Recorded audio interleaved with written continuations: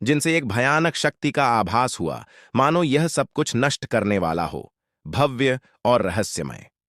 यह एक दैवीय आदेश है। युद्ध देवता मंदिर के उत्तराधिकारी ने दानव शहर की विशाल संरचना को तोड़ने के लिए सचमुच पूरी ताकत लगा दी। मुजवान की आंखें चौड़ी हो गईं और उसने धीरे से आह भरी। युद्ध देवताओं के मंदिर के उत्तराधिकारी के हाथों में मौजूद यह पांडुलिपि एक शक्तिशाली देवता द्वारा लिखित एक दिव्य फरमान है, जिसमें उस देवता की इच्छा और शक्ति समाहित है जो इसे अविश्वसनीय रूप से शक्तिशाली बनाती है। यद्यपि शहर की सुरक्षात्मक संरचना भी एक प्राचीन दैवीय संरचना है, लेकिन इस दैवीय आदेश के साथ इसे तोड़ने की संभावना बहुत बढ़ गई है।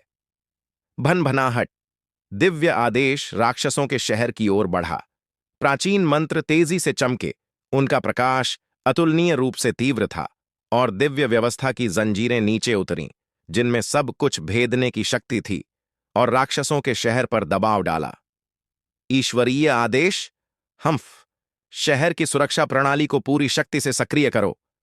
ब्लैक हॉक सुप्रीम का चेहरा भी कुछ हद तक विकृत हो गया, जो स्पष्ट रूप से दैवीय आदेश के प्रति उसके अत्यधिक भय को दर्शाता था, और उसने ठंडे स्वर में घुरघुराहट की।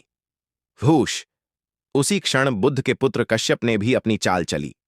उसकी हथेलियां जेड की तरह सफेद थीं और 9 चमकदार मोती हवा में उठे, एक शक्तिशाली और रहस्यमय आभा उत्सर्जित करते हुए, मानो वे 9वें स्वर्ग की शक्ति हों जो राक्षसों के शहर की ओर गिर रही हों। 9 समुद्री स्थिरीकरण मोती। बुद्ध के इस पुत्र कश्यप की भुजाएं सचमुच बहुत विशाल हैं। यश ने भी धीरे से आह भरी। समुद्र को स्थिर करने वाले मोती प्राचीन कलाकृतियां थीं। कहा जाता था कि कुल 24 समुद्र को स्थिर करने वाले मोती थे, जो इसे अतुलनीय रूप से शक्तिशाली कलाकृति बनाते थे। यश को यह स्पष्ट हो गया था कि बुद्ध के शिष्य कश्यप के हाथों में मौजूद 9 सागर स्थिरीकरण मोती असली थे। यद्यपि वे कुछ हद तक क्षतिग्रस्त थे, फिर भी इन दिव्य कलाकृतियों की शक्ति अतुलनीय थी। गड़गड़ाहट। ईश्वरीय आदेश और 9 सागर स्थिरीकरण मोतियों के दमन के तहत शहर की सुरक्षात्मक संरचना हिंसक रूप से कांपने लगी। उसका प्रकाश चकाचौंध करने लगा और लहरें बाहर की ओर फैलने लगीं। अंततः शहर की सुरक्षात्मक संरचना इन 2 खजानों की शक्ति का सामना नहीं कर सकी और एक जोरदार धमाके के साथ चकनाचूर हो गई। यह एक छोटे से सूर्य के विस्फोट जैसा था, जिसका तेज प्रकाश आकाश को रोशन कर रहा था, चकाचौंध कर देने वाला, चमकदार। यहां तक कि शहर की सुरक्षा व्यवस्था के प्रभारी ब्लैक ईगल सुप्रीम का चेहरा भी पीला पड़ गया और उसने अचानक मुंह भरकर खून थूक दिया। शहर की सुरक्षा घेरा टूट गई है, चलो चलें। युद्ध देवता मंदिर के उत्तराधिकारी की आंखों में एक चमक कौंधी, और जैसे ही विशाल संरचना टूटी, वह प्रकाश की एक लकीर में रूपांतरित हो गया और अपने पीछे वालों को दानव शहर में ले गया। पीछे न रहने की होड़ में बुद्ध के शिष्य कश्यप ने भी युद्ध मंदिर के उत्तराधिकारी के लगभग साथ ही राक्षसों के शहर पर धावा बोल दिया। भूष। यश और मुजुआन स्वर्गीय देव पत्थर के भीतर छिपे हुए प्रकाश की एक लकीर में परिवर्तित हो गए और तुरंत दानवों के शहर में प्रवेश कर गए। भूष। भूष। युद्ध देवता के मंदिर के उत्तराधिकारी और बुद्ध के शिष्य कश्यप के ठीक पीछे पीछे चलते हुए कई अन्य गुप्त शक्ति संपन्न लोग अब और प्रतिरोध नहीं कर सके और राक्षसों के शहर की ओर दौड़ पड़े। अजीब बात है, इतने सारे शक्तिशाली लोग कैसे आ गए? बुद्ध के शिष्य कश्यप भी आ गए हैं। तर्कसंगत रूप से केवल युद्ध देवता मंदिर के उत्तराधिकारी को ही स्वर्गिक आदेश के 9वें अध्याय के बारे में पता होना चाहिए। ये लोग क्या करना चाहते हैं? जुआन की आंखों में संदेह था।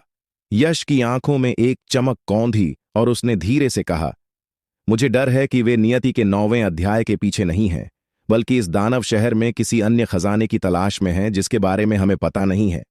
यश भी कुछ हद तक हैरान था। दानव नगरी अविश्वसनीय रूप से शक्तिशाली थी, यहां तक कि युद्ध देवता महाद्वीप के अधिकांश मार्शल आर्ट पवित्र स्थलों से भी अधिक शक्तिशाली। अगर आज 3 प्रमुख जनजातियां दानव नगरी पर हमला न करतीं, तो शायद इनमें से कई लोग मारे गए होते। आखिर ऐसा कौन सा खजाना हो सकता है जो उन्हें इतना लुभाए कि वे राक्षसों के शहर को पाने की लालसा में अपनी जान जोखिम में डाल दें?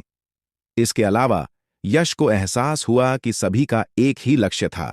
दानव शहर के ठीक केंद्र में स्थित दानव संत महल, राक्षसों का शहर विशाल है और इसके ठीक केंद्र में एक राक्षस संत की एक विशालकाय मूर्ति खड़ी है। वह एक बूढ़ा आदमी था जिसकी दाढ़ी पूरी तरह सफेद थी, शरीर बेहद मजबूत था और उसके चारों ओर रक्त और ऊर्जा का जबरदस्त प्रवाह था।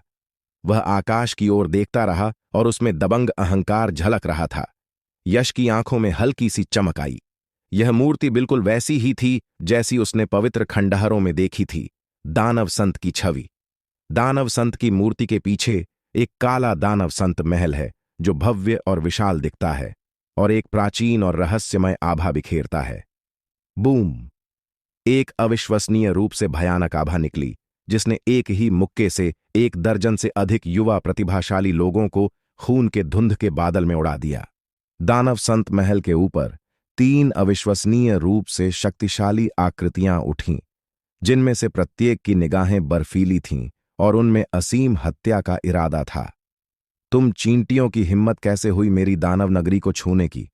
तुम सीधे मौत को दावत दे रहे हो। राक्षसों के शहर में एक भयावह आवाज गूंज उठी। यश ने देखा कि सबसे बाईं ओर वाला व्यक्ति ब्लैक हॉक सुप्रीम था और उसके बाईं और दाईं ओर लोहे की छड़ें पकड़े हुए 2 आकृतियां थीं। सुनहरी रोशनी बिखेरता हुआ वह बलवान व्यक्ति कोई और नहीं बल्कि स्वर्ण वानर दानव स्वामी था, जिसकी साधना भी सर्वोच्च क्षेत्र के 6ठे स्तर पर थी। ठीक बीच में खून जैसे लाल रंग के कपड़े पहने एक बच्चा था जिसकी 2 चोटियां सीधी ऊपर की ओर उठी हुई थीं। वह बेहद डरावना लग रहा था और उसकी आंखों में एक ठंडी सी अभिव्यक्ति थी। क्या सच में ये ब्लड सरपेंट डेमन लॉर्ड है? मुझे उम्मीद नहीं थी कि वो यहां रुकेगा, मुंहजुआन ने हैरानी से कहा। उसकी आंखों में सदमे का भाव आ गया था। दानवों के शहर में 4 नगर स्वामी हैं। पहले 3 नगर स्वामी सर्वोच्च उपाधि से संपन्न हैं, जबकि केवल रक्त सर्प दानव स्वामी ही सर्वोच्च क्षेत्र के 9वें स्तर की साधना रखता है और उसकी शक्ति अत्यंत भयावह है। सर्वोच्च क्षेत्र के 9वें स्तर के एक शक्तिशाली विशेषज्ञ के साथ साथ सर्वोच्च क्षेत्र के 6ठे स्तर के 2 विशेषज्ञों की मौजूदगी में, यहां तक कि युद्ध देवता मंदिर के उत्तराधिकारी और बुद्ध के शिष्य कश्यप के बावजूद भी ऐसा लगता है कि उनके जीतने की संभावना बहुत कम है। हालांकि युद्ध मंदिर के उत्तराधिकारी और बुद्ध के शिष्य कश्यप दोनों ही बेहद शांत प्रतीत हुए। रक्त सर्प दानव स्वामी, मुझे केवल दानव संत का शिलालेख और दानव संत का दिव्य रक्त चाहिए। इन्हें मुझे सौंप दो और मैं तुम्हारी जान बख्श दूंगा, अन्यथा तुम सचमुच मर जाओगे। युद्ध मंदिर के उत्तराधिकारी ने रक्त सर्प सर्वोच्च को घूरते हुए धीरे धीरे बात की। बिल्कुल सही, तीनों दानदाताओं, जब तक आप दानव संत का शिलालेख और दानव संत का दिव्य रक्त सौंप देते हैं तब तक आप अपनी जान बचा सकते हैं, अन्यथा आप निश्चित रूप से मर जाएंगे। बुद्ध के शिष्य कश्यप ने शांत भाव से कहा। हा हा हा, कितना घमंडी बच्चा है। तुम तो 4 प्रतीकों की विपत्ति अवस्था में बस आधे अधूरे हो। क्या तुम्हें लगता है कि तुम कोई महान 9वें परम प्रतिभाशाली हो? मुझे मारना चाहते हो? देखते हैं कि तुम में इतनी हिम्मत है या नहीं। क्रोधित होकर रक्त सर्प दानव स्वामी हंसा और अचानक युद्ध देवता मंदिर के उत्तराधिकारी और बौद्ध शिष्य कश्यप पर झपटा। भाई कश्यपा, रक्त सर्प दानव स्वामी मेरा है और कालाबाज दानव स्वामी और स्वर्ण वानर दानव स्वामी आपके हैं। देखते हैं कौन पहले युद्ध जीतता है। युद्ध देवता मंदिर के उत्तराधिकारी की आंखों में एक तीव्र प्रकाश चमक उठा और वह तुरंत रक्त सर्प दानव स्वामी की ओर दौड़ पड़ा। तो फिर यह विनम्र भिक्षु तुम्हारा फायदा उठाएगा, साथ ही मार्गवादी। बुद्ध के शिष्य कश्यप ने हल्की सी मुस्कान बिखेरी। उनका शरीर भी तेज बौद्ध प्रकाश से जगमगा रहा था। उन्होंने हथेली से प्रहार किया। उनकी हथेली की अत्यधिक यांग और शक्ति फैलती हुई काले बाज दानव स्वामी और स्वर्ण सर्प दानव स्वामी दोनों को घेर लिया। गड़गड़ाहट। युद्ध देवता मंदिर के उत्तराधिकारी ने अचानक अपनी हथेली में एक दिव्य आदेश उत्पन्न किया जो तुरंत प्रकाश की एक धारा में परिवर्तित हो गया और रक्त सर्प दानव स्वामी को घेर लिया। निषिद्ध ईश्वर क्षेत्र। युद्ध देवता मंदिर के उत्तराधिकारी ने दहाड़ लगाई। उसकी आंखों में तेज रोशनी चमक उठी। उसका खून उसके चारों ओर अराजक ऊर्जा से भरा हुआ प्रतीत हुआ और उसने रक्त सर्प दानव स्वामी पर एक मुक्का मारा। ऐसा प्रतीत होता था मानो ईश्वरीय आदेश एक निषिद्ध भूमि में परिवर्तित हो गया हो, जो उसे स्वर्ग और पृथ्वी के नियमों से अलग कर देता था और दैवीय शक्ति एवं अलौकिक क्षमताओं को कैद कर लेता था। इस क्षेत्र में केवल भौतिक शरीर की शक्ति ही संरक्षित थी। क्या कमीने, भले ही तुम सिर्फ अपनी शारीरिक शक्ति का इस्तेमाल कर सको, फिर भी तुम्हें मरना ही होगा। रक्त सर्प दानव स्वामी का चेहरा बेहद विकृत हो गया। उसे इस दैवीय आदेश की इतनी शक्ति की उम्मीद नहीं थी, जिसने एक निषिद्ध दैवीय क्षेत्र का निर्माण किया, जो उसे केवल अपने भौतिक शरीर की शक्ति का उपयोग करने की अनुमति देता था। परिणाम स्वरूप रक्त सर्प दानव स्वामी की शक्ति 90% से अधिक कम हो गई। हालांकि रक्त सर्प दानव स्वामी का असली रूप प्राचीन भयंकर जीव भक्षक सूर्य सर्प है, जिसका शरीर अतुलनीय रूप से शक्तिशाली है।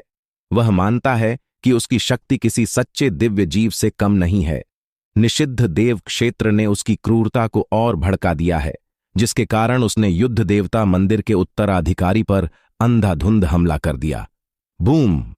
रक्त सर्प दानव स्वामी ने एक जोरदार मुक्का मारा। उस भयानक मुक्के की ऊर्जा मानो खून जैसे लाल सूर्य में परिवर्तित हो गई और तुरंत ही युद्ध देवता मंदिर के उत्तराधिकारी से टकरा गई। आकाश और पृथ्वी गरज उठे, शून्य कांप उठा और एक अराजक रंग फैल गया। शाश्वत और अद्वितीय, पल भर में रक्त लाल सूर्य को चीरता हुआ और एक ही मुक्के से रक्त सर्प दानव स्वामी को दर्जनों फीट दूर फेंक दिया। रक्त सर्प दानव स्वामी, मरने के लिए तैयार हो जाओ। युद्ध मंदिर का उत्तराधिकारी काली, घूमती हुई अराजक ऊर्जा से घिरा हुआ था। उसकी निगाहें राजसी थीं। उसकी मुट्ठी का निशान मानो आकाश को हिला रहा हो, मानो कोई स्वर्गीय सम्राट यात्रा पर निकला हो और सभी दिशाओं को दबा रहा हो। उस मुक्के की शक्ति अत्यंत भयानक और अजेय थी। मैं आकाश और पृथ्वी को निगल रहा हूं, मैं अजेय हूं, मार डालो। रक्त सर्प दानव स्वामी का चेहरा बेहद बदसूरत था। वह दहाड़ा और उसका शरीर तेजी से चमक उठा। उसने एक ऐसा मुक्का मारा मानो 10,000 फुट लंबा खून से सना लाल सर्प युद्ध देवता मंदिर के उत्तराधिकारी को निगल रहा हो। वह सूर्य भक्षी सर्प था, एक पौराणिक प्राणी जिसके बारे में कहा जाता था कि वह सूर्य को भी निगल सकता है। वह अत्यंत क्रूर था और रक्त सर्प दानव स्वामी युद्ध देवता मंदिर के उत्तराधिकारी को जबरदस्ती परिष्कृत करना चाहता था। धमाका! युद्ध देवताओं के मंदिर का उत्तराधिकारी उदासीन बना रहा। उसकी मुट्ठी का निशान एक अद्वितीय शाश्वत रूप में संघनित हो गया, मानो उसकी मुट्ठी की शक्ति को कोई रोक ही न सके। यहां तक कि सूर्य भक्षी सर्प भी इस मुक्के से पल भर में प्रकाश की बौछार में बदल गया। क्लिक! युद्ध मंदिर के मुक्के के निशान का उत्तराधिकारी इतना तीव्र था कि ऐसा लगा मानो इस मुक्के के पड़ते ही पूरी दुनिया अराजकता में डूब गई हो। रक्त सर्प दानव स्वामी की एक भुजा पल भर में फट गई और रक्त की धुंध के बादल में बदल गई। यह अराजकता का पवित्र शरीर है। मैंने कभी उम्मीद नहीं की थी कि युद्ध देवता मंदिर के उत्तराधिकारी के पास वास्तव में पौराणिक अराजकता का पवित्र शरीर होगा। मुजुआन स्तब्ध रह गया। उसकी आंखों में अविश्वास झलक रहा था। स्टॉप्ड पौराणिक अराजकता, पवित्र शरीर, जिसे समस्त स्वर्गों में सर्वोपरि पवित्र शरीर माना जाता है, अद्वितीय शारीरिक शक्ति और अजेय दिव्य शक्ति से युक्त है। एक पूर्ण विकसित अराजकता पवित्र शरीर आदिम पूर्वज ड्रैगन से भी लड़ सकता है, सच्चे फीनिक्स को चीर फाड़ कर अलग कर सकता है और सर्वोच्च स्वर्गीय सम्राट का सामना कर सकता है।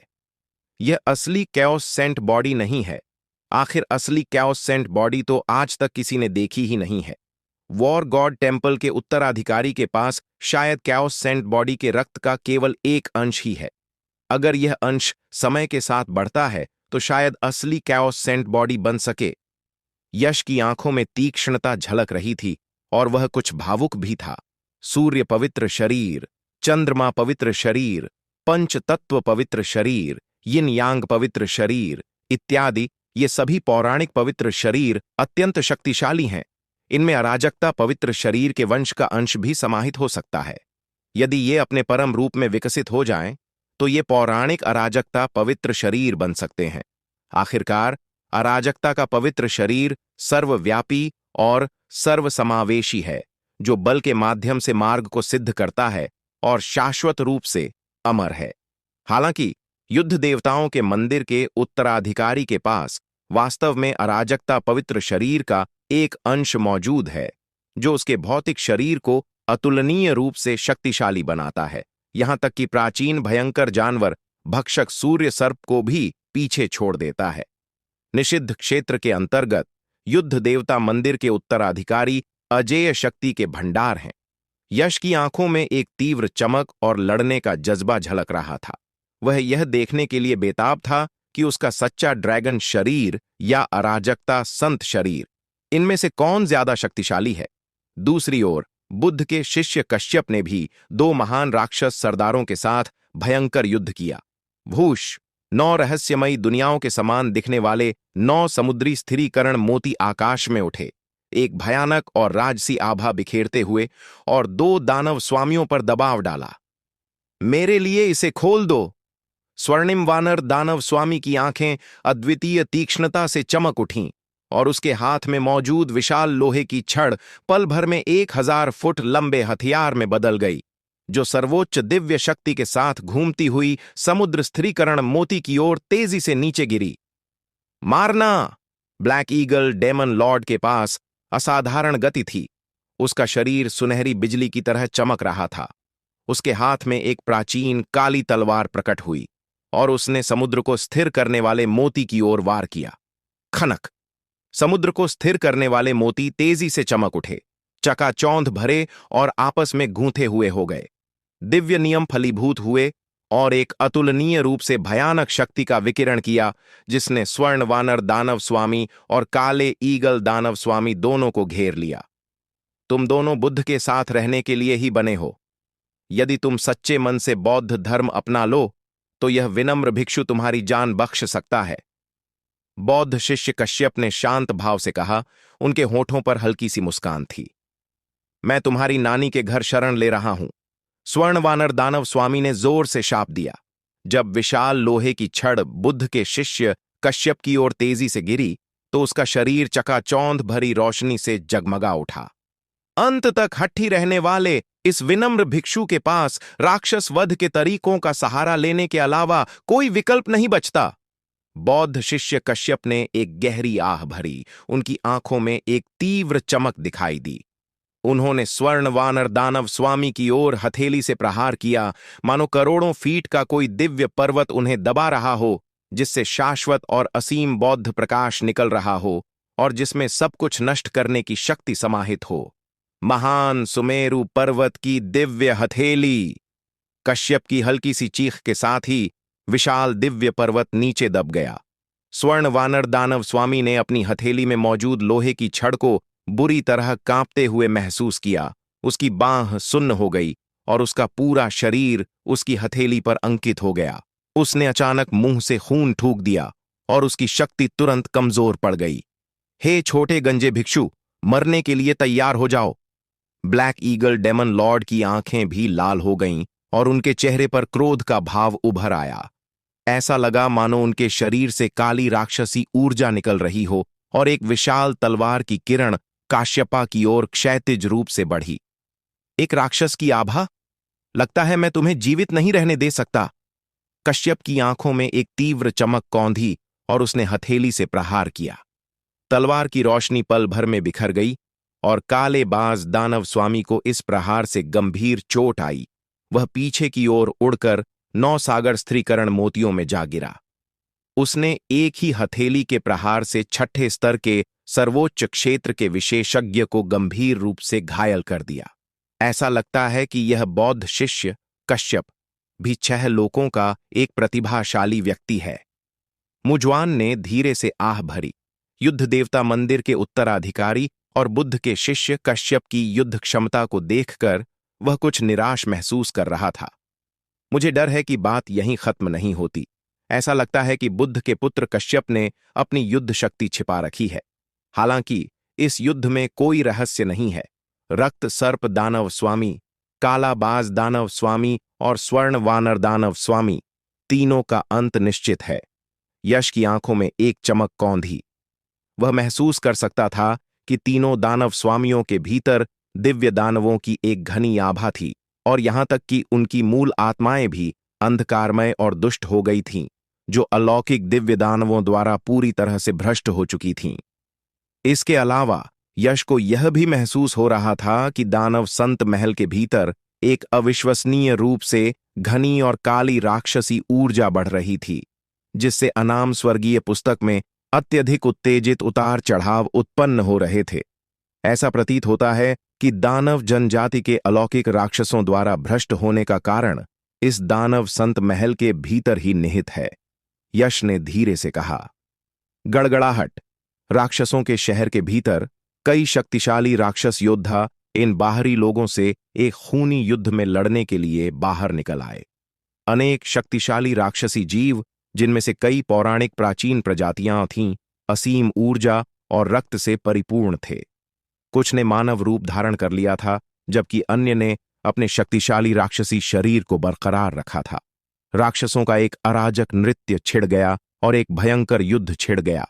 यश और मुझुआन स्वर्गीय देव पत्थर के अंदर ही रहे, दानव संत महल में प्रवेश करने के अवसर की तलाश में।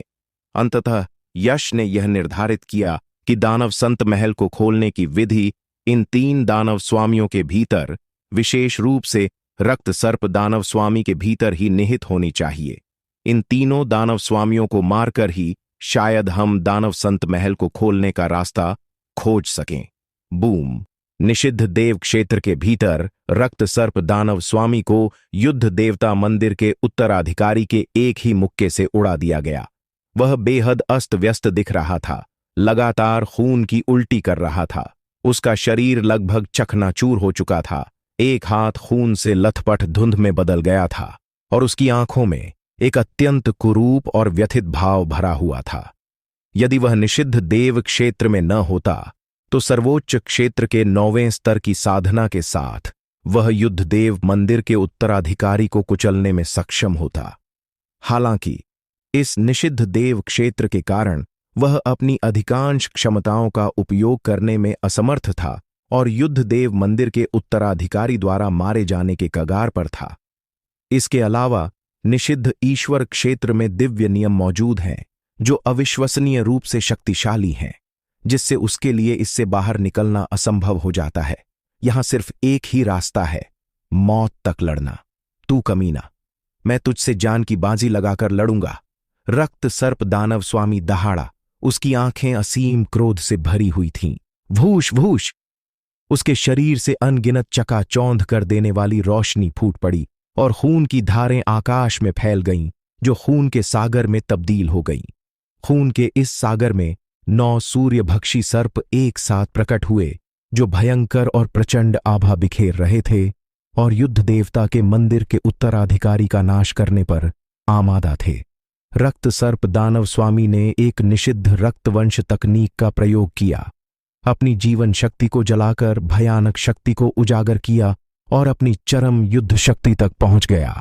तुम्हारा एकमात्र भाग्य मृत्यु है, इसमें कोई आश्चर्य की बात नहीं है, युद्ध देवताओं के मंदिर के उत्तराधिकारी ने उदासीनता से कहा, और एक जोरदार मुक्के से आकाश को चीरते हुए अराजक ऊर्जा ने पूरे आकाश को घेर लिया।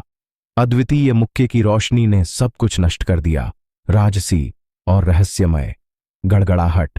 9 पथों वाला सूर्य निगलने वाला सर्प युद्ध देवता मंदिर के उत्तराधिकारी तक पहुंचने से पहले ही फट गया और रक्त सर्प दानव स्वामी के भौतिक शरीर के साथ शून्य में रक्त की धुंध के बादल में बदल गया।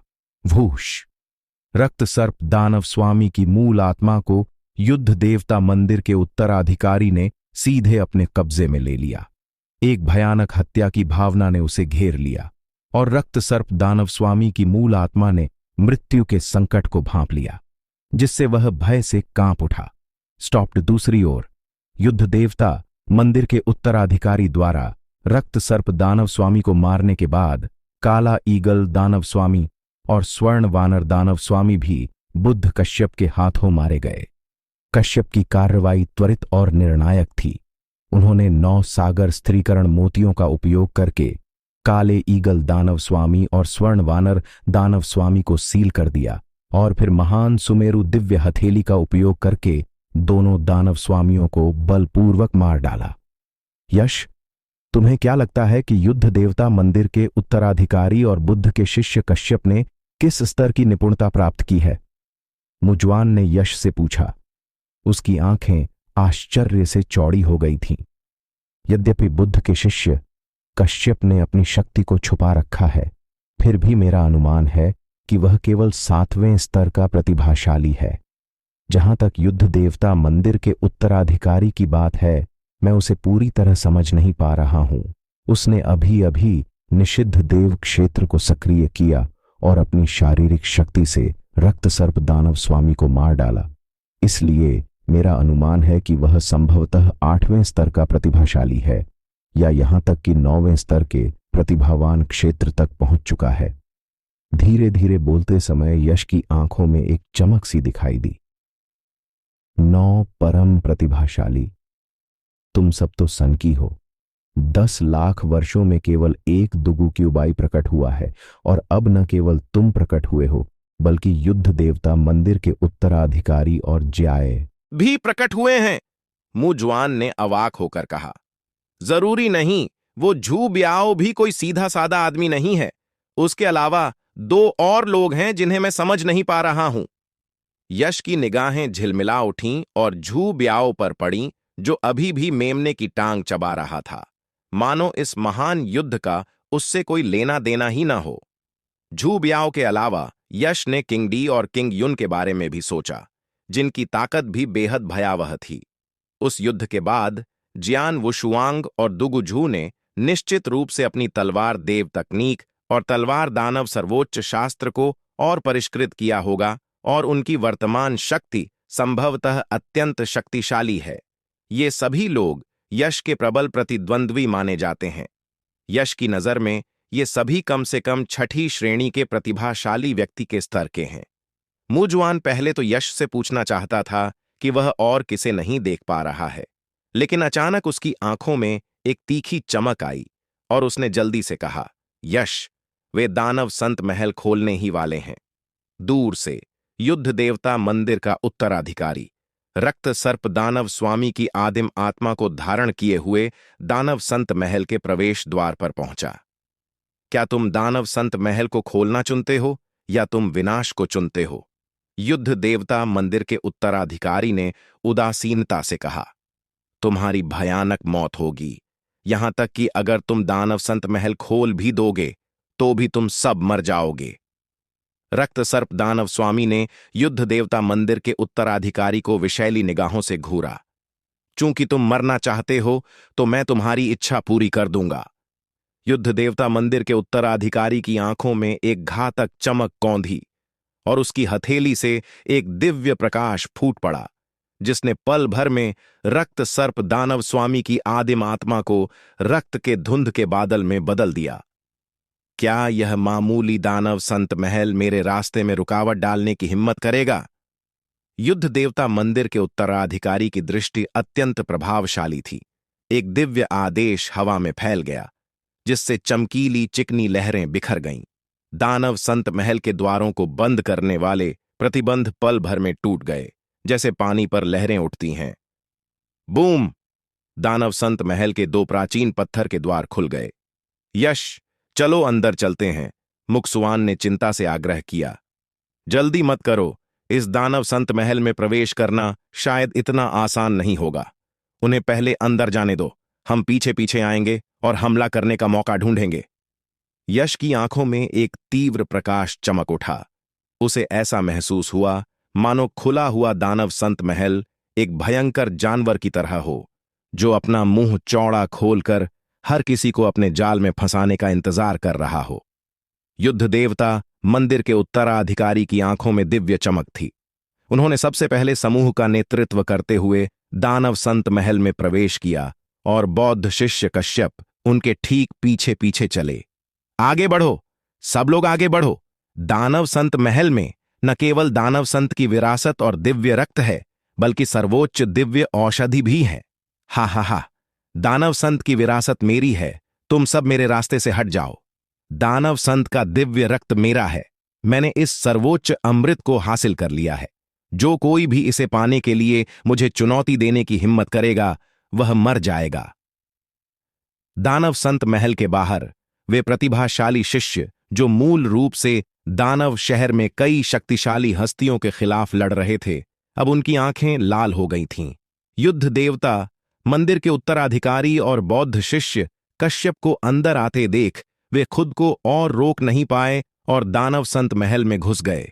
दूसरी ओर यश ने स्वर्गीय देव पत्थर पर सवार होकर धूल के एक कण में रूपांतरित होकर दूसरों के साथ घुल मिल गया। भनभनाहट। दानव संत महल एक छोटी दुनिया की तरह था।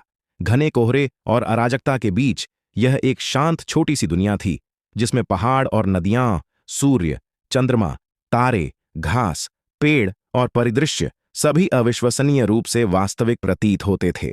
उनके सामने एक अव्यवस्थित घूमती हुई पर्वत श्रृंखला फैली हुई थी, जिसके ऊपर 3 चमकदार सुनहरे खजाने तैर रहे थे। 9 फीट चौड़ी और 9 फीट ऊंची एक प्राचीन पत्थर की शिला घने कोहरे के बीच खड़ी है, जिस पर कई गहन प्रतीक खुदे हुए हैं, जो भाग्य की एक रहस्यमय आभा बिखेरती है। सुनहरे रक्त की एक बूंद से एक चकाचौंध भरी रोशनी निकल रही थी, मानो कोई सुनहरा सूरज हो, इतनी भव्य कि उसे देखते ही किसी का खून खौल उठे। वहां जिनसिंग जैसी एक दिव्य जड़ी बूटी भी थी, जिसकी लताएं शून्य की गहराई में समाई हुई थीं, मानो अनगिनत लोगों के सार को सोख रही हों।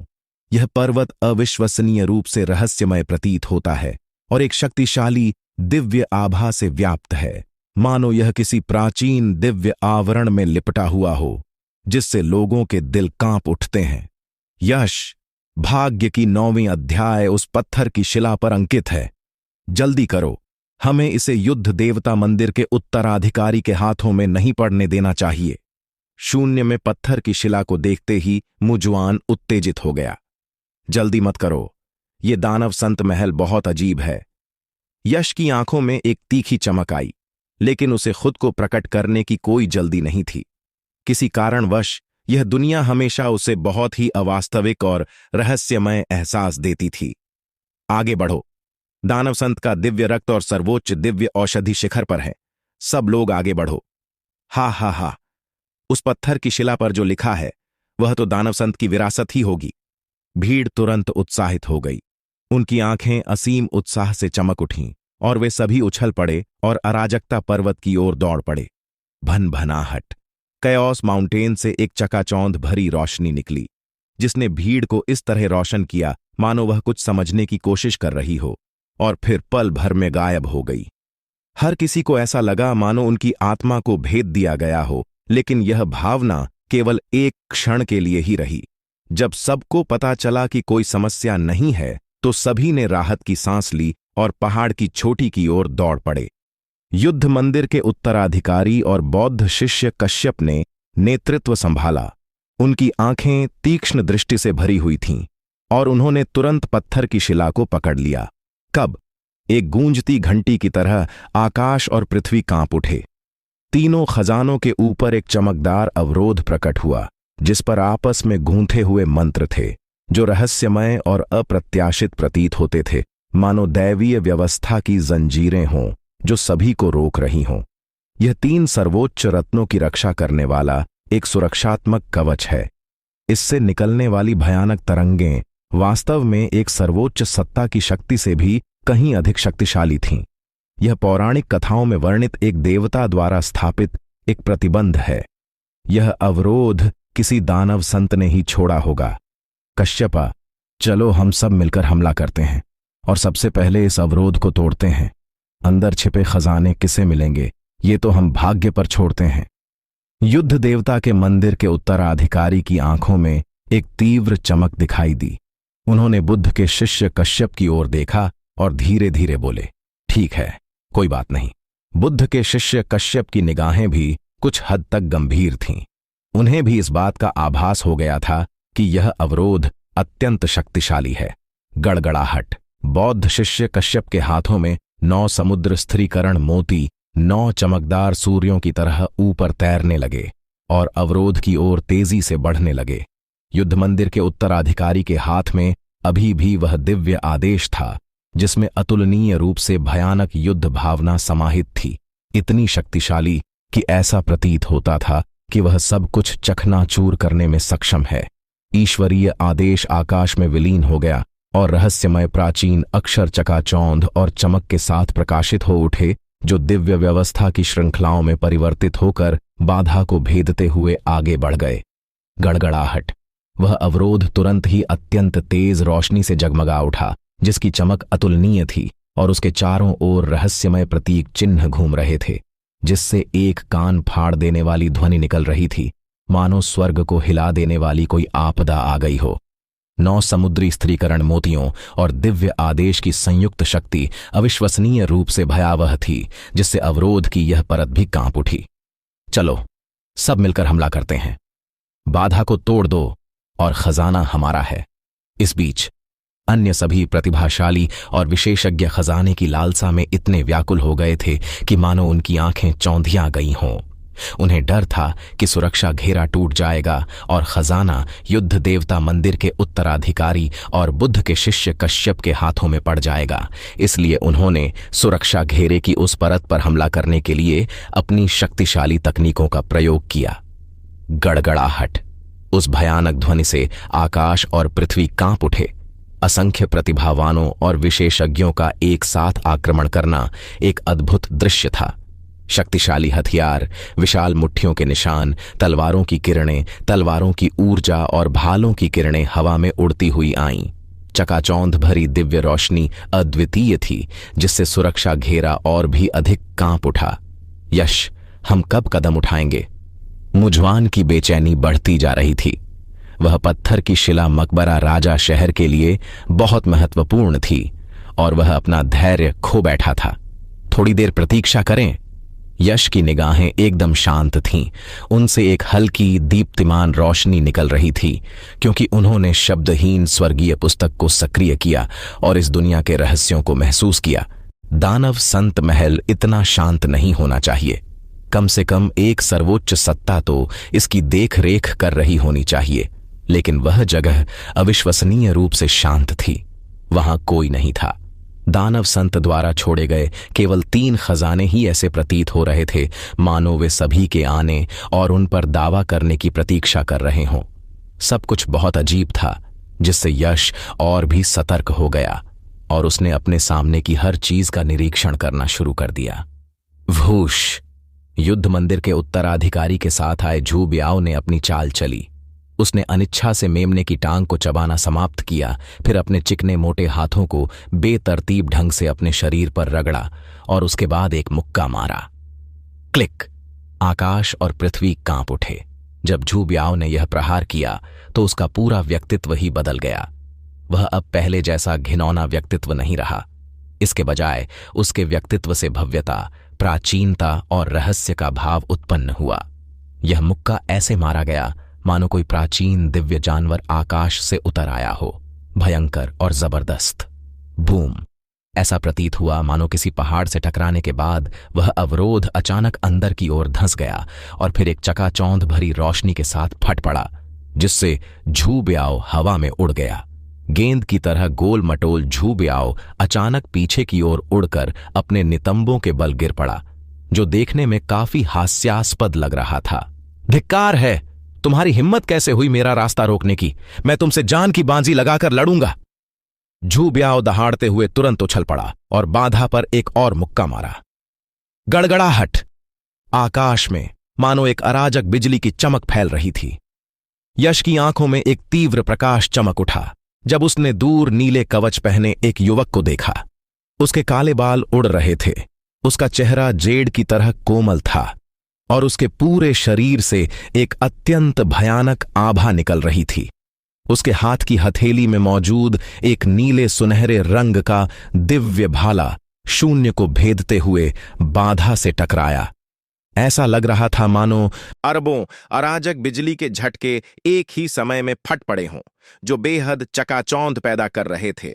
क्लिक। वह अवरोध हिंसक रूप से कांप उठा और कई मंत्र फट गए, मानो वह अपनी सीमा तक पहुंच गया हो और उसने तुरंत नीले सुनहरे दिव्य भाले को मोड़ दिया हो। किंगयुन, यश की आंखों में चमक आ गई। यह युवक वही रहस्यमयी युवक किंगयुन था जिससे वह तियानजियाओ टावर में मिला था। वह भाला चलाने की कला और वज्रपात में निपुण था और अत्यंत शक्तिशाली था। भूष भूष! किंगयुन की निगाहें शांत थीं। उनका पूरा शरीर चकाचौंध कर देने वाली रोशनी से जगमगा रहा था। आसमान से शक्तिशाली बिजली के बोल्ट नीचे उतरे, नीले स्वर्ण दिव्य भाले का अनुसरण करते हुए और अवरोध की ओर टकराए। हा हा हा! दानव संत का खून सिर्फ मेरा ही हो सकता है विक्रांत। तुम नीच, मेरे रास्ते से हट जाओ! एक बेहद अहंकारी आवाज सन्नाटे में गूंजी, जिससे अनगिनत लोग गुस्से से उसकी ओर देखने लगे। विक्रांत सुनहरे रंग के वस्त्र पहने हुए शून्य स्वर्ण आंखों वाले पशु पर सवार थे। उनका व्यक्तित्व भव्य और असाधारण था। उनके पीछे मानो एक चमकता हुआ सूर्य था और उनके हाथ में सूर्य, चंद्रमा, तारे, फूल, पक्षी, कीड़े, मछली और अनंत तारों भरे आकाश की छवियों से सजी एक प्राचीन स्वर्ण तलवार थी, जिससे अतुलनीय रूप से भयानक आभा निकल रही थी। तीनों खजानों में से दानव संत के दिव्य रक्त को घूरते हुए उसकी निगाहें तीव्र रूप से जल उठीं और उसके हाथ में मौजूद सोने की प्राचीन तलवार हवा में नीचे की ओर वार करती हुई दिखाई दी। क्लिक! आकाश और पृथ्वी कांप उठे और ऐसा लगा मानो आकाश अग्नि के सागर में डूब गया हो। प्राचीन स्वर्ण तलवार अत्यंत भयानक थी और उसने अचानक अवरोध पर प्रहार किया। वह अवरोध हिंसक रूप से कांप उठा। अनगिनत प्रतीक चकनाचूर हो गए और पल भर में वह चकाचौंध भरी रोशनी से जगमगा उठा। इस आदमी की किस्मत वाकई कमाल की है। यश की निगाहें कुछ अजीब सी थीं। विक्रांत पहले से भी ज्यादा ताकतवर लग रहा था और उसके हाथ में मौजूद सोने की प्राचीन तलवार असल में थोड़ी क्षतिग्रस्त दिव्य कलाकृति थी, जिसकी शक्ति अतुलनीय थी। उसे आश्चर्य हुआ कि इस आदमी को यह कहां से मिली। गड़गड़ाहट! झू ब्याओ, किंगयुन और विक्रांत के साथ साथ युद्ध देवता मंदिर के उत्तराधिकारी और बौद्ध शिष्य कश्यप ने भी अपनी अद्वितीय शक्ति का प्रयोग करते हुए एक साथ अवरोध पर आक्रमण किया। अनगिनत मंत्र टूटने लगे और अवरोध की शक्ति कमजोर पड़ने लगी। यह संभावना है कि यह अवरोध जल्द ही पूरी तरह से टूट जाएगा।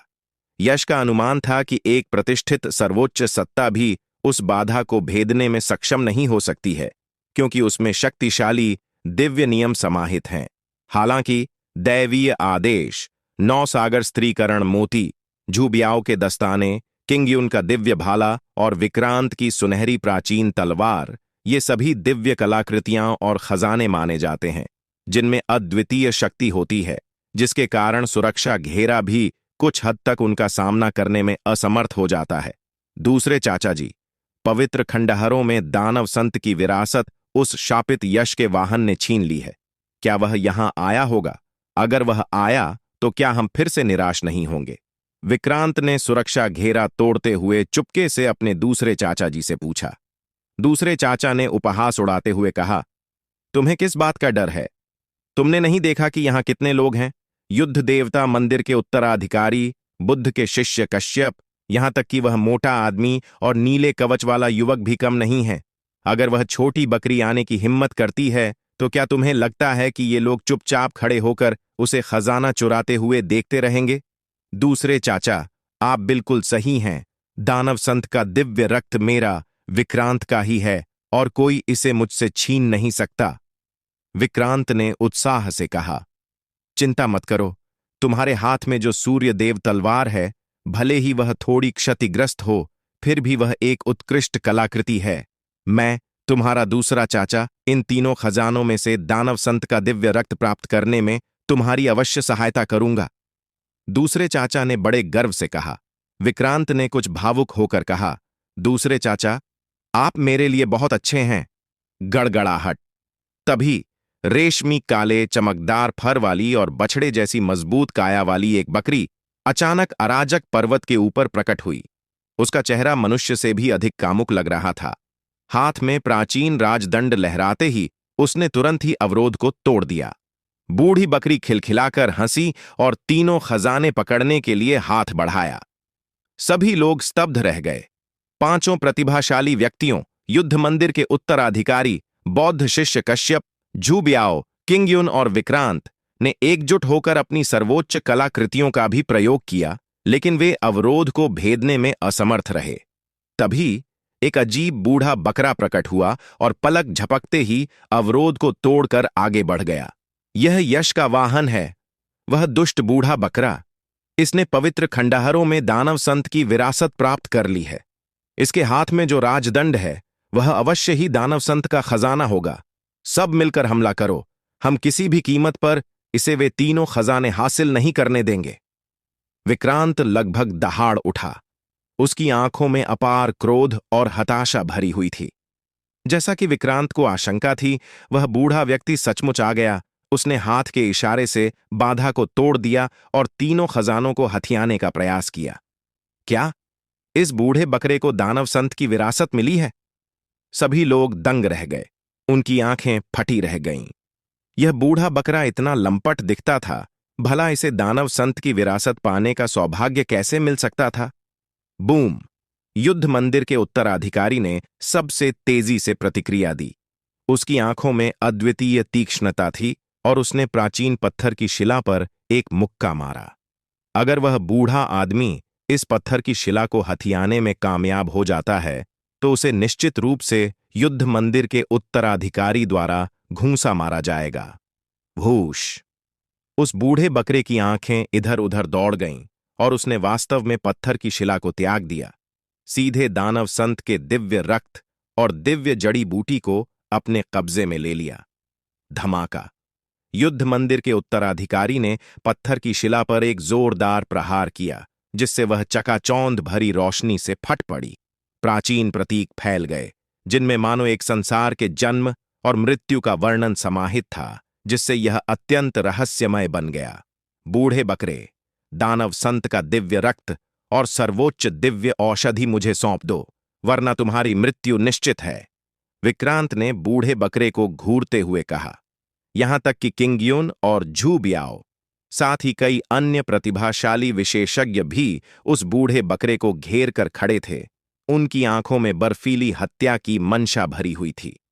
वे उस बूढ़े व्यक्ति के साधना स्तर का पता नहीं लगा सके, लेकिन उन्हें यह आभास हुआ कि उसका उच्चतम साधना स्तर केवल 4 प्रतीकों की विपत्ति अवस्था में आधे चरण के सर्वोच्च प्राणी के स्तर का था।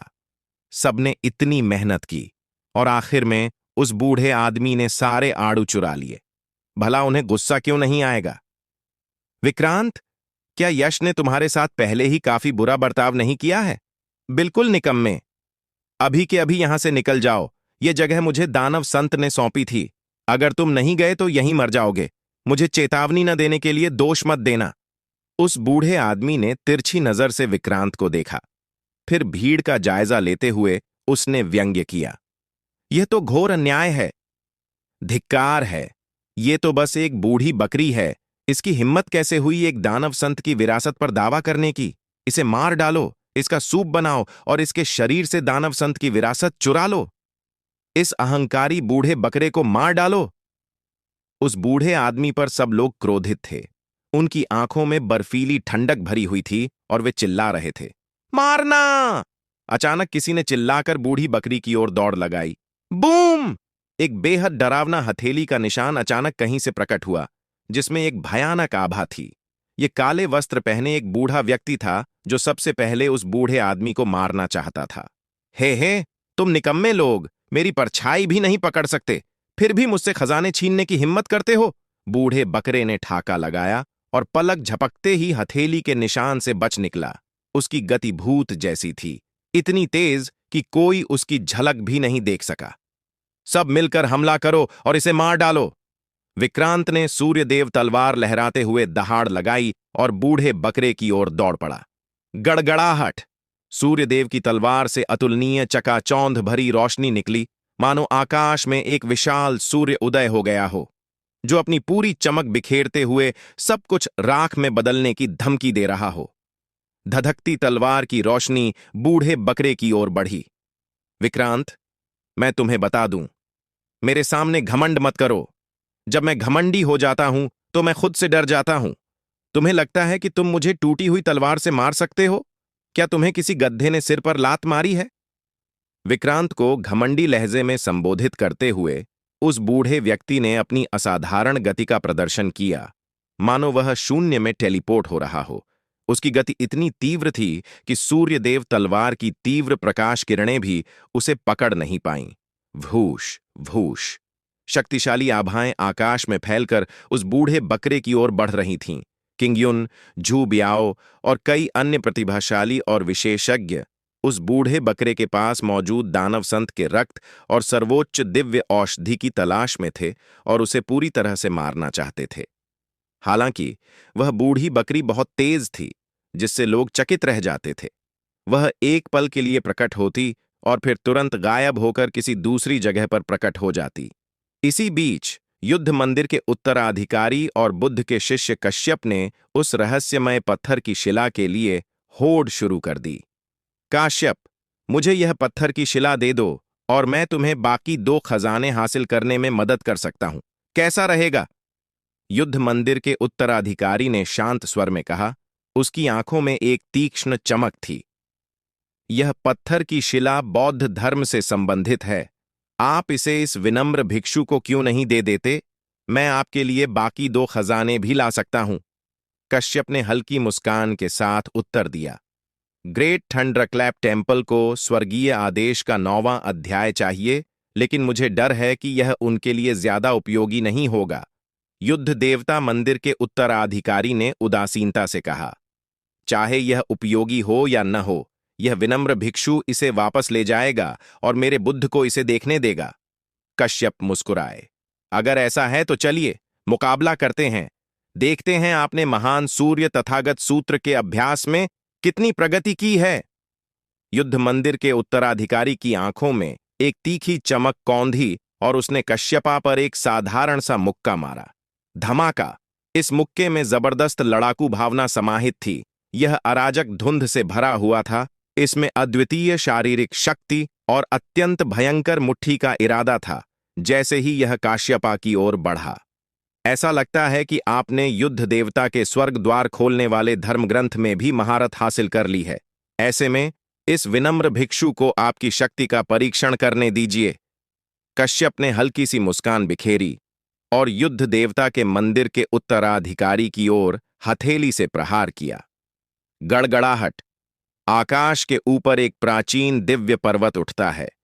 यह पौराणिक सुमेरु पर्वत है, जो बौद्ध धर्म का पैतृक घर है और असीम दिव्य शक्ति एवं शाश्वत अमृता का प्रतीक है।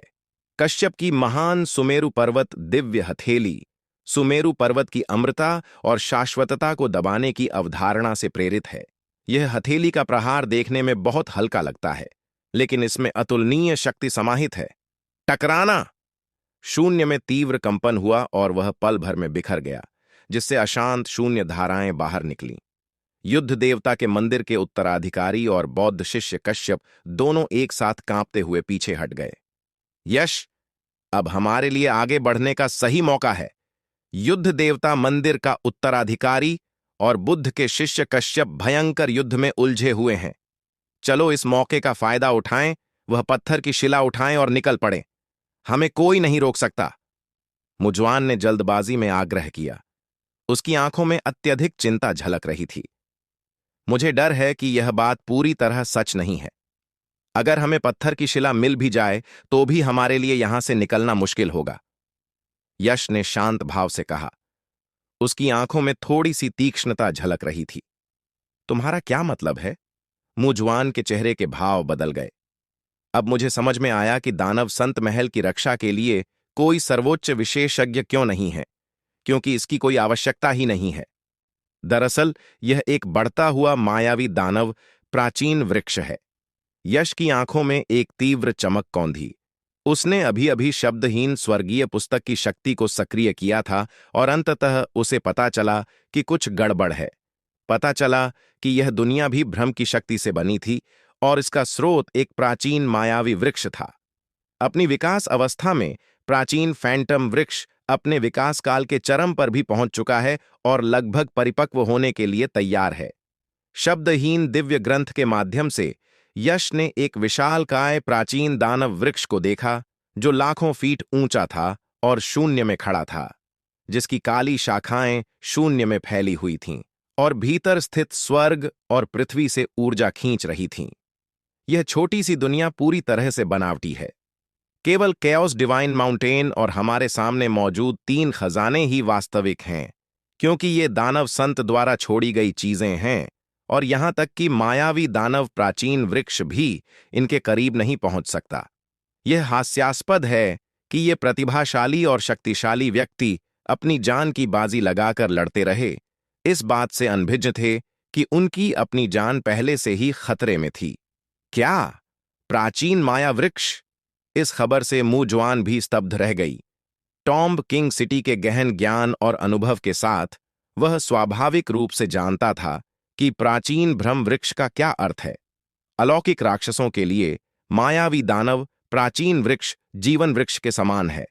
किसी अलौकिक राक्षस की मृत्यु के बाद उसकी मूल आत्मा मायावी दानव प्राचीन वृक्ष पर पुनर्जन्म ले सकती है। इसलिए अलौकिक राक्षस मायावी दानव प्राचीन वृक्ष को पवित्र वृक्ष भी कहते हैं। यश शायद समझ गया होगा कि दानव जनजाति अन्य 3 प्रमुख जनजातियों के खिलाफ क्यों लड़ रही थी और उन्होंने अपनी प्रतिज्ञा क्यों तोड़ी थी, क्योंकि दानव जनजाति के शक्तिशाली सदस्य पहले से ही मायावी दानव प्राचीन वृक्ष द्वारा नियंत्रित किए जा चुके हैं, या यूं कहें कि उस पर मायावी दानव वृक्ष के ऊपर बैठे अलौकिक दानव का कब्जा था। यश को धुंधला सा आभास हो रहा था कि यह दानव संत महल वास्तव में एक रहस्यमय स्थान था और वह दिव्य पर्वत मायावी दानव प्राचीन वृक्ष को नियंत्रित करने वाली मुहर थी। अब मायावी दानव प्राचीन वृक्ष अपनी अधिकांश शक्ति से मुक्त हो चुका था और सभी के आक्रमण के कारण मुहर की शक्ति काफी हद तक कम हो गई थी। संभवतः जल्द ही भ्रमों का प्राचीन वृक्ष जन्म लेगा। अपनी चरम वृद्धि अवस्था में एक प्रेत दानव प्राचीन वृक्ष की शक्ति किसी सर्वोच्च सत्ता के समान होती है, जो अत्यंत भयावह होती है। एक बार परिपक्व हो जाने पर यहां तक कि एक सच्चे देवता के समान शक्तिशाली प्राणी भी इसके सामने शक्तिहीन हो जाएगा। तो फिर हमें क्या करना चाहिए? मुजुआन का चेहरा भी कुछ गंभीर हो गया। मैं पहले तुम्हें यहां से ले जाऊंगा। मैं पत्थर की शिला को वापस लाने का कोई रास्ता ढूंढूंगा, लेकिन उससे पहले मैं सचमुच इस प्राचीन दानव वृक्ष से मिलना चाहता हूं। धीरे धीरे बोलते समय यश की आंखों में एक तीखी चमक दिखाई दी। वह पहले से ही महसूस कर सकता था कि शब्दहीन पुस्तक उत्तेजना से कांप रही है और तीव्र लालसा की लहर बिखेर रही है। दरअसल यश ने पहले ही 2 मायावी दानव प्राचीन वृक्षों को खा लिया है, एक 8 निर्जन लोकों के चिरंजीवी रहस्य क्षेत्र में और दूसरा नीले ड्रैगन प्राचीन साम्राज्य के स्वर्गीय ईश्वर पत्थर में। यश को दोनों से अपार लाभ प्राप्त हुए हैं। यदि यश इस मायावी दानव वृक्ष को खा जाता है तो वह निश्चित रूप से एक अद्वितीय गुप्त तकनीक प्राप्त कर लेगा।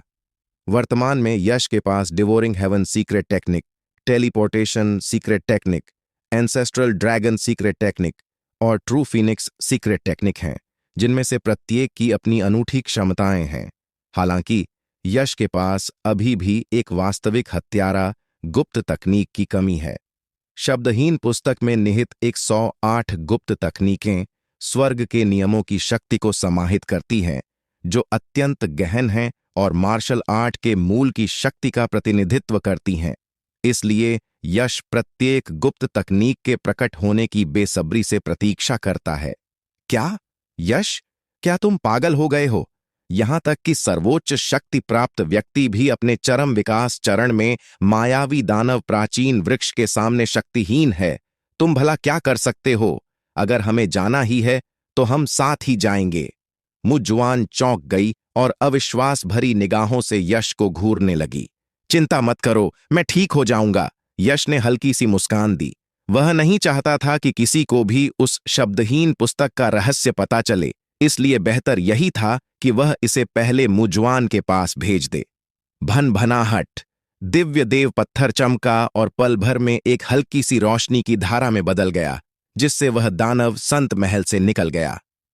मुजुआन को विदा करने के बाद यश लौट आया।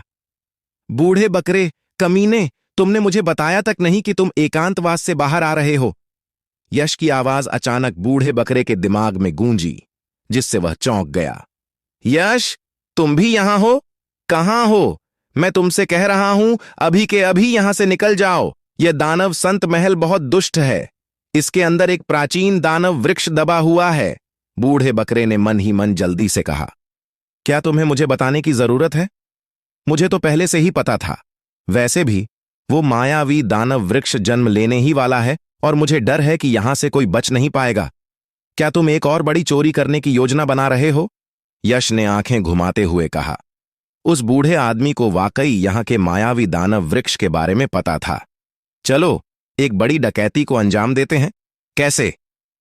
यह सवाल सुनते ही उस बूढ़े आदमी की आंखें चमक उठीं। तुम काफी शक्तिशाली हो, है ना? तुम्हें अब तक सर्वोच्च स्तर पर पहुंच जाना चाहिए था, है ना? क्या इनके साथ खेलना मजेदार है? क्यों ना हम मायावी दानव वृक्ष को ही खा जाएं? यश ने हल्की सी मुस्कान बिखेरी। उसकी आंखों में तीक्ष्णता की एक चकाचौंध भरी चमक दिखाई दी। उसे पहले ही यह बात समझ आ चुकी थी। दानव संत की विरासत प्राप्त करने के बाद उस बूढ़े व्यक्ति की शक्ति अथाह हो गई थी। इस समय तो वह कम से कम सर्वोच्च स्तर पर होना ही चाहिए।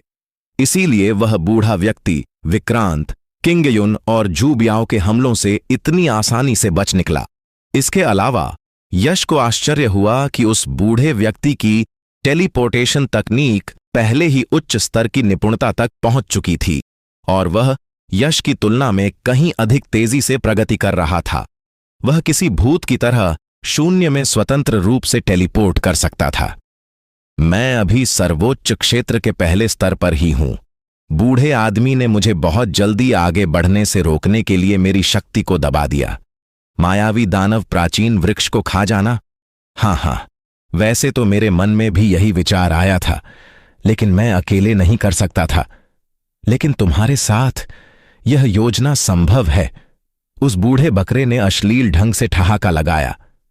ठीक है, तो फिर आग में और घी डालने का कोई तरीका ढूंढो ताकि मायावी दानव वृक्ष कार्रवाई कर इन लोगों को सीधे बाहर निकाल दे, जिससे हमारे लिए आगे बढ़ना आसान हो जाए। यश ने धीरे से कहा। शब्दहीन पुस्तक का रहस्य उजागर नहीं किया जा सकता। इन सभी लोगों के चले जाने के बाद ही हम कोई कदम उठा सकते हैं। चिंता मत करो, यह आसान है। बूढ़ी बकरी हंसते हुए बोली। एक और समस्या है। अगर हम मायावी दानव प्राचीन वृक्ष पर हमला करते हैं तो क्या आप दानव संत महल को सील कर सकते हैं? मुझे संदेह है कि दानव नगर के सर्वोच्च विशेषज्ञ पहले ही अलौकिक राक्षसों के वश में हो चुके हैं। अगर मायावी दानव प्राचीन वृक्ष को कुछ भी होता है तो वे शायद हर कीमत पर उसे बचाने के लिए वापस आएंगे। दानव नगर में कम से कम 3 उपाधि प्राप्त सर्वोच्च विशेषज्ञ हैं। यश ने उसे याद दिलाया। मैंने भी यही सोचा था। हम दानव संत महल की घेराबंदी करके उन्हें कुछ समय के लिए रोक सकते हैं।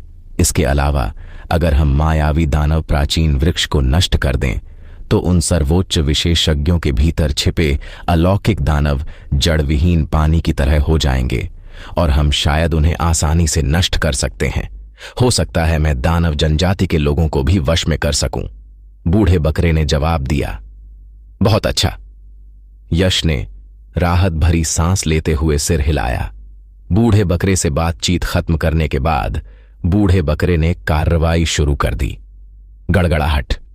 बूढ़े बकरे की हथेली में मौजूद दानव संत का राजदंड प्रकाश से चमक उठा, जिससे तुरंत ही एक प्राचीन और रहस्यमय आभा उत्सर्जित हुई। तुम सब छोटे बदमाश हो, मेरे पास तुम्हारे साथ खेलने का समय नहीं है। बूढ़े बकरे ने उपहास किया और दानव संत राजदंड तेजी से चमक उठा, तुरंत हवा में ऊपर उठ गया और एक अतुलनीय रूप से भयानक लहर उत्सर्जित करते हुए विशाल अराजकता दिव्य पर्वत की ओर नीचे गिर गया। नोट: छठा अपडेट। भाइयों, थोड़ा आराम कर लो। साथ ही मैं इसी लेखक की 2 किताबें पढ़ने की सलाह देता हूं। शहर में परिप्रेक्ष्य वाला अमर डॉक्टर और नीला आकाश तलवार सम्राट। अगर आप कुछ पढ़ने की तलाश में हैं तो इन्हें जरूर पढ़ें, ये बहुत अच्छी हैं। गड़गड़ाहट। कैओस डिवाइन माउंटेन जोर से कांप उठा और उससे अनगिनत चमकदार प्रकाश किरणें निकलने लगीं। पर्वत से मंत्र फैल गए जिससे पूरी दुनिया कांप उठी। क्लिक। आकाश और पृथ्वी कांप उठे और शून्य दर्पण की तरह पूरी तरह से चकनाचूर हो गया। आजकल आपको ऐसी संपूर्ण छोटी दुनिया कहां मिल सकती है। यह एक अव्यवस्थित अंतरिक्ष का शून्य है, जहां लाखों फीट ऊंचा एक काला पेड़ स्वर्ग और पृथ्वी के बीच खड़ा है, जो दिव्य राक्षसों की अतुलनीय रूप से भयानक आभा बिखेरता है। शाखाएं और पत्तियां शून्य में इस तरह फैली हुई थीं मानो वे आकाश से ऊर्जा खींच रही हों।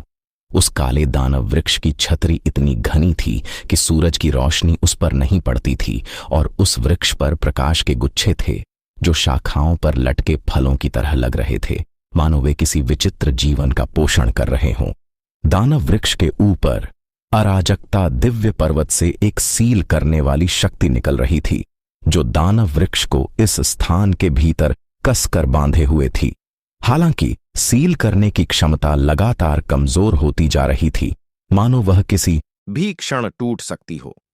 उस बूढ़े व्यक्ति ने दानव संत के राजदंड का उपयोग करके मायावी दानव प्राचीन वृक्ष की मायावी शक्ति को तोड़ दिया, लेकिन साथ ही इससे उसकी सील करने की शक्ति भी कमजोर होती चली गई। क्या यह पौराणिक प्राचीन भ्रम का वृक्ष है? किसी ने हाँफते हुए कहा। उनकी आंखों में अविश्वास और घोर आतंक झलक रहा था। इसमें कोई आश्चर्य की बात नहीं कि दानवों की जनजाति इतनी विचित्र है। शायद उन सभी पर अलौकिक राक्षसों का कब्जा हो गया है। यह तो भयानक है। इस मायावी दानव वृक्ष में कम से कम एक प्रतिष्ठित सर्वोच्च सत्ता के बराबर युद्ध शक्ति तो होनी ही चाहिए, है ना? भीड़ दहशत में थी, मानो उन्होंने कोई भयानक चीज खोज ली हो, और उनके शरीर कांपने लगे। गरज, गरज, गरज! ठीक उसी समय प्राचीन माया वृक्ष ने एक भयंकर जानवर की तरह दहाड़ मारी, जिससे आकाश तुरंत कांप उठा और अतुलनीय रूप से भयभीत हो गया, जिससे शून्य में अराजक ऊर्जा हिंसक रूप से फैल गई। क्लिक! क्याओस डिवाइन माउंटेन से निकलने वाली सीलिंग शक्ति पल भर में चकनाचूर हो गई। 10 लाख फुट ऊंचा विशालकाय मायावी दानव वृक्ष उस अराजक शून्य में विशालकाय रूप में खड़ा। वह एक अद्वितीय विशालकाय दानव की तरह भयावह और भारी भरकम प्रतीत हो रहा था। भूष भूष! आकाश से मोटी अजगर जैसी पेड़ की शाखाएं काली बिजली की लकीरों की तरह निकलीं और पल भर में दर्जनों प्रतिभाशाली विशेषज्ञों के शरीर को भेद गईं। आह आह! उन्होंने बेहद दर्दनाक चीखें मारीं, लेकिन पल भर में ही वे चीखें बंद हो गईं, क्योंकि उनके शरीर पल भर में सूखकर राख में बदल गए। भूष! घनी शाखाएं विक्रांत, किंगयुन, झू बियाओ, युद्ध देवता मंदिर के उत्तराधिकारी और बौद्ध शिष्य कश्यप की ओर भी बढ़ गईं। उस भयानक राक्षसी शक्ति ने सभी को भयभीत कर दिया और उनका चेहरा पीला पड़ गया। धिक्कार है! उस कमीने दानव संत ने यहां मायावी दानव वृक्ष को दबा दिया। क्या वह हमें मारना चाहता है? यहां तक कि वह लाल ड्रैगन युद्ध देवता भी मायावी दानव वृक्ष को नष्ट नहीं कर सका। वह तो आग से खेल रहा है। रितियन, चलो यहां से चलते हैं, हम और नहीं रुक सकते। दूसरे चाचा की आवाज विक्रांत के दिल में गूंज उठी। अपने दूसरे चाचा के कुछ और कहने से पहले ही विक्रांत समझ गया था कि उसके सामने मौजूद मायावी दानव प्राचीन वृक्ष को हल्के में नहीं लिया जा सकता। उसके हाथ में मौजूद सूर्यदेव तलवार चकाचौंध कर देने वाली थी और पल भर में अतुलनीय प्रकाश से भर उठी, जिससे उसके सामने की एक शाखा कट गई। फिर कुछ अनिच्छा से ही सही, उसने बूढ़े बकरे पर एक नजर डाली, शून्य स्वर्ण आंखों वाले जानवर पर सवार हुआ और पीछे मुड़े बिना शून्य को भेदते हुए दानव संत महल से भाग निकला। बूम! झूबियाओ! और किंगयुन ने भी ऐसा ही किया। उन्होंने मायावी दानव प्राचीन वृक्ष की उन शाखाओं को काट दिया जो उन्हें घेरे हुए थीं, और शक्तिशाली तकनीकों का उपयोग करके दानव संत महल से बाहर निकल गए। वे सभी दृढ़ निश्चयी व्यक्ति थे जो जानते थे कि मायावी दानव वृक्ष के साथ खिलवाड़ नहीं किया जा सकता है, और वहां रुकने का मतलब केवल मृत्यु की प्रतीक्षा करना होगा। कश्यप, चलो पहले दानव संत महल से निकल चलते हैं। हम साथ मिलकर इस पत्थर की शिला का अध्ययन करेंगे। युद्ध देवताओं के मंदिर के उत्तराधिकारी की आंखें तेज चमक के साथ जगमगा उठीं जब वह बुद्ध के शिष्य कश्यप से बात कर रहे थे। अच्छा, बुद्ध के शिष्य कश्यप को पता था कि स्थिति नाजुक है और लड़ाई जारी रखने का यह सही समय नहीं है, इसलिए उन्होंने तुरंत सहमति दे दी। भूष भूष! अचानक कई विशाल वृक्ष शाखाओं ने युद्ध देवता मंदिर के उत्तराधिकारी और बुद्ध के शिष्य कश्यप को भेद दिया, जबकि एक अन्य वृक्ष शाखा पत्थर की शिला की ओर कुंडलित हो गई। किसी कारणवश माया के प्राचीन वृक्ष को यह पत्थर की शिला अत्यंत मूल्यवान प्रतीत हुई। पहले तो वह इस मुहर की शक्ति प्राप्त नहीं कर सका था, लेकिन अब जब मुहर टूट गई है तो उसने तुरंत इस पत्थर की शिला को हथियाने का निर्णय लिया। अरे दरिंदे, तुम मौत को दावत दे रहे हो। युद्ध देवता के मंदिर के उत्तराधिकारी की आंखों में एक ठंडी चमक कौंधी। वह तुरंत आकाश में उड़ गया और एक जोरदार मुक्का मारा। उसकी अराजक मुट्ठी की छाप अद्वितीय थी, जिसमें सब कुछ कुचलने की शक्ति थी। इसने उसके रास्ते में आने वाली कई वृक्ष शाखाओं को चकनाचूर कर दिया और साथ ही पत्थर की शिला की ओर बढ़ गया। बौद्ध शिष्य कश्यप ने भी अपने सामने पेड़ की शाखा काट दी और बाकी सब चीजों की परवाह किए बिना पत्थर की शिला की ओर दौड़ पड़ा। गड़गड़ाहट। माया का प्राचीन वृक्ष क्रोधित प्रतीत हो रहा था। उसकी राक्षसी आभा एक काले सागर की तरह फैल रही थी। वृक्ष की एक शाखा आकाश में उड़ती हुई आई, सूर्य को ढकते हुए युद्ध देवता के मंदिर के उत्तराधिकारी और बौद्ध शिष्य कश्यप को रोकने और पत्थर की शिला को छीनने का प्रयास कर रही थी। एक महान अवसर। उसी क्षण यश स्वर्गीय देव पत्थर पर सवार होकर चुपचाप पत्थर की शिला के पास पहुंच गया। यश की आंखें चमक उठीं और एक चकाचौंध भरी रोशनी फैल गई, जिसने पल भर में पत्थर की शिला को स्वर्गीय देव पत्थर में समाहित कर लिया। हालांकि पत्थर की पट्टिका ले जाने के तुरंत बाद दिव्य ईश्वर का पत्थर सामने आ गया। युद्ध देवता के मंदिर के उत्तराधिकारी, बुद्ध के शिष्य कश्यप और यहां तक कि प्राचीन माया वृक्ष ने भी स्वर्गीय देव पत्थर को जकड़ लिया था। उनके चेहरे पर अत्यधिक क्रोध दिखाई दे रहा था। गड़गड़ाहट। युद्ध देवता मंदिर के उत्तराधिकारी के अराजक मुट्ठी के निशान, बुद्ध कश्यप की महान सुमेरु पर्वत की दिव्य हथेली और मायावी दानव प्राचीन वृक्ष की शाखाएं सभी एक साथ दिव्य देव पत्थर की ओर तेजी से बढ़ीं।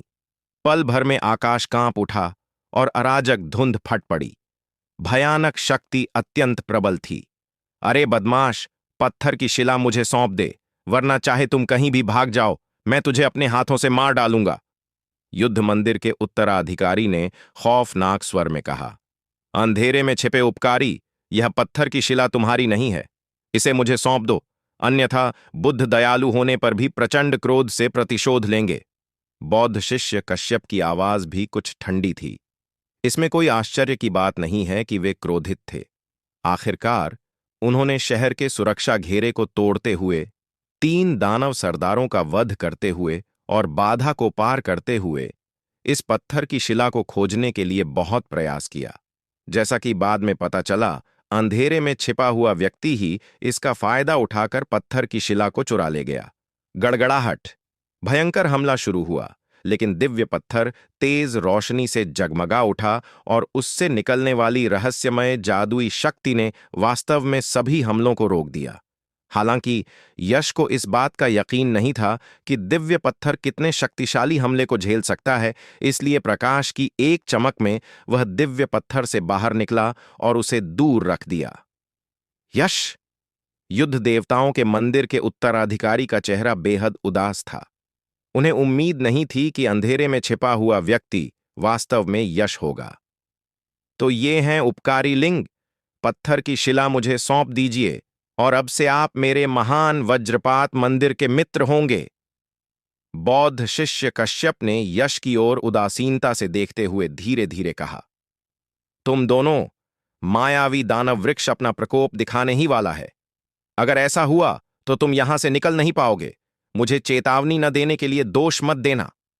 यश ने हल्की सी मुस्कान बिखेरी और पलक झपकते ही उसने टेलीपोर्टेशन तकनीक का इस्तेमाल करते हुए सीधे उस बूढ़े व्यक्ति के पास पहुंच गया। गड़गड़ाहट। यश के मूल स्थान पर शून्य से अचानक कई मोटी पेड़ की शाखाएं निकलीं, जिससे भयानक राक्षसी ऊर्जा निकली, जिसने पूरे शून्य को हिंसक रूप से कांपने पर मजबूर कर दिया। गर्जन! माया का प्राचीन वृक्ष पूरी तरह क्रोधित प्रतीत हो रहा था। उसका विशाल तना ऐसे कांप रहा था मानो पूरी दुनिया हिल रही हो। अतुलनीय रूप से भयानक राक्षसी ऊर्जा ने पूरे क्षेत्र को घेर लिया था। उसकी शाखाएं आकाश में फैली हुई थीं। और माया के प्राचीन वृक्ष से शक्तिशाली अलौकिक राक्षस उतर आए थे। वहां 100 से अधिक अलौकिक राक्षस थे, सभी सर्वोच्च लोक में थे।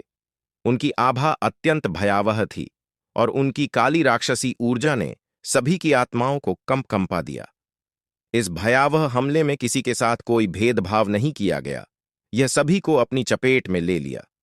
इस भयावह हमले ने युद्ध मंदिर के उत्तराधिकारी और बुद्ध के शिष्य कश्यप को भी काफी भयभीत कर दिया। यश, तुम इस पत्थर की शिला को अभी अपने पास रख लो। मैं तुम्हें याद रखूंगा और इसे वापस लेने खुद आऊंगा। युद्ध मंदिर के उत्तराधिकारी ने यश पर ठंडी निगाह डाली और दिव्य आदेश तुरंत तेज रोशनी से चमक उठा, जिससे युद्ध मंदिर के उत्तराधिकारी की ओर आने वाले सभी हमले रुक गए। फिर उसने युद्ध मंदिर के उत्तराधिकारी को अपने साथ समेट लिया और पल भर में इस स्थान से गायब हो गया। बौद्ध शिष्य कश्यप ने यश पर उदासीन दृष्टि डाली और 9 सागर स्त्रीकरण मोतियों की सुरक्षा के साथ वह दानव संत महल से निकल गया। लेकिन शेष शक्तिशाली व्यक्तियों का भाग्य इतना अच्छा नहीं था। उनमें सर्वोच्च स्तर की साधना और युद्ध शक्ति दोनों का अभाव था। मायावी दानव प्राचीन वृक्ष के समक्ष वे चींटियों के समान थे, जिनकी छाती शाखाओं से छेदी हुई थी और वे वृक्ष का पोषण बन रहे थे। अपनी आत्माओं के पूर्णतः बिखर जाने से पहले वे अत्यंत दयनीय चीखें निकाल रहे थे। बूम! दानव संत का राजदंड अत्यंत तेज चमक उठा, जिससे हवा में उड़ती हुई कई शाखाएं पल भर में चकनाचूर हो गईं। यश, क्या तुम्हारे पास कोई उपाय है? यह मायावी दानव प्राचीन वृक्ष अप्रत्याशित रूप से शक्तिशाली है। केवल कुछ शाखाओं को नष्ट करना और कुछ दिव्य दानव ऊर्जा को अवशोषित करना इससे निपटने के लिए पर्याप्त नहीं है। उस बूढ़े बकरे ने मायावी दानव वृक्ष के हमलों को विफल कर दिया। उसने पूछा, यह मायावी दानव वृक्ष वास्तव में बहुत शक्तिशाली है, लेकिन अगर मैं इसके शरीर में प्रवेश कर जाऊं तो मैं इसे पूरी तरह से नष्ट कर सकता हूं। हम ऐसा करेंगे, तुम मायावी दानव वृक्ष के हमलों को रोको और उसका ध्यान अपनी ओर खींचो, जबकि मैं इसके शरीर में प्रवेश करने की कोशिश करता हूं। धीरे धीरे बोलते समय यश की आंखों में एक चमक सी झलक गई। यदि कोई अनाम स्वर्गीय पुस्तक की भयानक अवरोधक शक्ति के साथ मायावी दानव प्राचीन वृक्ष के शरीर में प्रवेश कर सके, तो संभवतः बहुत जल्द ही वह पूरे मायावी दानव प्राचीन वृक्ष को सुखा सकता है। हालांकि यह प्राचीन दानव वृक्ष बेहद भयानक है और शायद इसके शरीर में प्रवेश करना इतना आसान नहीं होगा। अच्छा, उस बूढ़े बकरे ने तुरंत सहमति दे दी। उसके हाथ में मौजूद दानव संत राजदंड मायावी दानव प्राचीन वृक्ष के लिए विशेष रूप से आकर्षक प्रतीत होता था, जो हमेशा उसके क्रोध को भड़काता रहता था। गड़गड़ाहट! ब्रह्मों का प्राचीन वृक्ष पूरी तरह से बेकाबू हो गया। उसकी अनगिनत शाखाएं आकाश में फैल गईं। प्रत्येक प्रहार में सर्वोच्च शक्ति समाहित थी, जिससे यह अविश्वसनीय रूप से भयावह हो गया। आकाश काली राक्षसी ऊर्जा से भर गया था और शक्तिशाली राक्षस उस बूढ़े बकरे की ओर दौड़ पड़े। उनकी ताकत का कोई मुकाबला नहीं था। हे, तुम शैतान कमीनो, चलो मैं तुम्हें इस सम्राट की शक्ति दिखाता हूं। उस बूढ़े व्यक्ति ने तिरस्कार भरी मुस्कान दी। उसकी आंखों में एक तीखी चमक थी। गड़गड़ाहट! उसके हाथ में मौजूद दानव संत का राजदंड तेज रोशनी से जगमगा रहा था, मानो उसने शून्य में तूफान ला दिया हो। चारों ओर रून फैले हुए थे और उस बूढ़ी बकरी के पीछे ऐसा लग रहा था मानो 10,000 राक्षस मायावी दानव प्राचीन वृक्ष की ओर दौड़ रहे हों। धमाका! एक भीषण विस्फोट चारों दिशाओं